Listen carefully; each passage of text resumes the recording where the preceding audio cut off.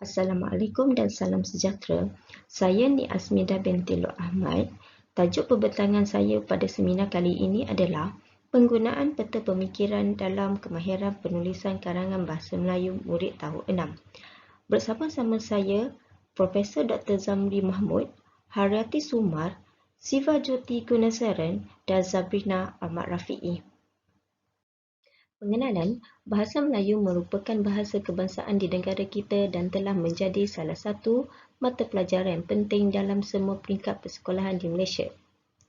Dalam dokumen standard kurikulum pengajaran bahasa Melayu, kemahiran mendengar dan bertutur, kemahiran membaca dan kemahiran menulis telah digariskan dalam pengajaran bahasa Melayu. Kemahiran menulis merupakan salah satu elemen yang paling penting dalam menggerakkan kemahiran-kemahiran yang lain. Kemahiran menulis karangan bahasa Melayu dengan bantuan peta pemikiran sering dikatakan dalam kalangan warga guru. Kajian ini memfokuskan kepada penggunaan peta pemikiran bagi menghasilkan sesebuah karangan yang sempurna dan bagus dalam kalangan murid. Permasalahan dan objektif kajian. Murid tidak memahami kehendak soalan dengan baik dalam penulisan karangan. Murid juga tidak menulis karangan yang sistematik dan sering melakukan kesalahan dalam pengulangan semula isi yang telah ditulis. Berdasarkan permasalahan kajian ini, objektif kajian ini adalah meneroka jenis peta pemikiran yang digunakan oleh murid dalam menghasilkan karangan bahasa Melayu dan juga meneroka persepsi murid terhadap penggunaan peta pemikiran dalam penulisan karangan bahasa Melayu. Metodologi kajian ini dengan menggunakan reka bentuk kajian kualitatif. Peserta kajian seramai 3 orang murid, iaitu seorang murid lelaki India dan 2 orang murid perempuan Melayu. Kajian ini menggunakan instrumen kajian berbentuk temu bual. Soalan temu bual semi berstruktur digunakan sebagai instrumen utama, manakala analisis dokumen iaitu karangan murid sebagai instrumen sokongan. Prosedur pengumpulan data kajian ini adalah menyusun atau transkripsi temu bual, meneroka dan mengikut data berdasarkan transkripsi temu bual dan membina tema dan subtema.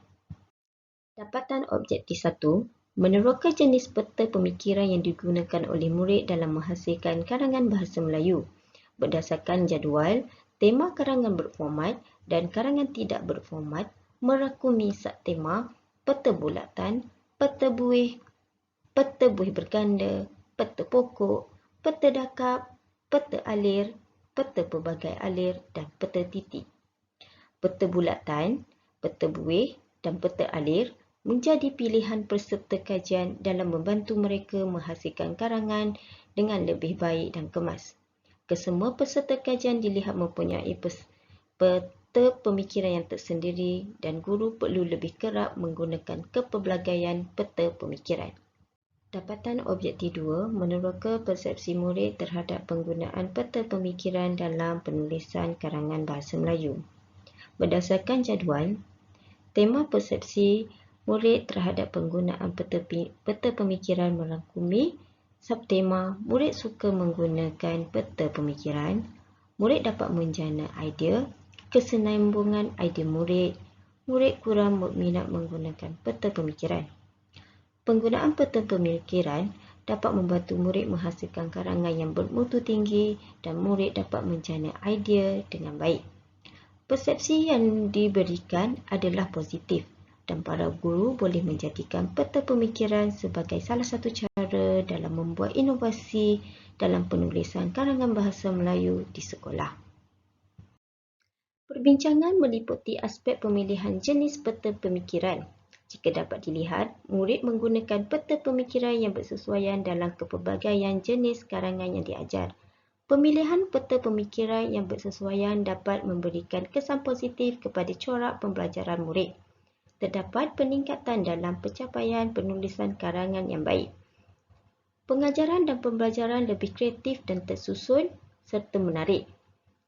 Kesemua dapatan ini selari dan disokong oleh kajian Roidah dan Zamri 2015, Christine dan Zamri 2018 dan Nik Nur Farihan dan Zamri 2014. Peta pemikiran yang kerap digunakan dalam penulisan karangan dan mendorong kepada penghasilan karangan yang baik dengan adanya pemilihan bantuan grafik yang diajar oleh guru dalam sesi pengajaran dan pembelajaran. Perbincangan meliputi aspek persepsi murid terhadap peta pemikiran. Murid dapat menjana idea dalam penulisan karangan dan dapat mengingati fakta. Murid seronok dan minat menggunakan peta pemikiran. Murid dapat meningkatkan kefahaman mereka dalam mempelajari sesuatu topik. Pengolahan idea dan binaan ayat yang lebih gramatis dapat dihasilkan oleh murid. Hal ini disokong oleh kajian Muhammad Zikri Ehsan, Samsudin, Abdul Rashid dan Azhar 2018 serta Rashid dan Hasnah 2013.